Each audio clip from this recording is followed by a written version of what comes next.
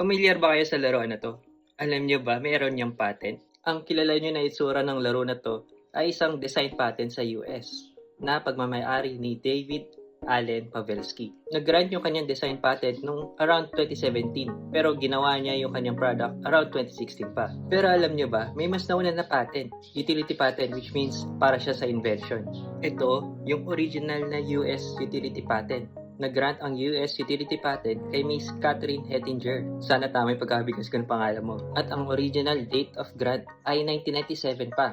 Ngunit sa kasamaang palad, around 2005 nag-expire yung kanyang protection dahil hindi siya nakapagbayad ng annuity. Sabi sa inyo, mahalaga magbayad ng annuity, di ba? Hindi ba nawala ng novelty yung design patent? Kung titingnan yung utility patent, kung ako tatanungin nyo bilang patent agent, hindi siya covered. Malayong malayo yung original na utility patent sa sumikat na design patent.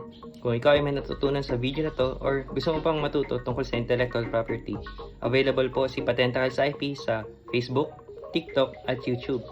Thank you. Bye!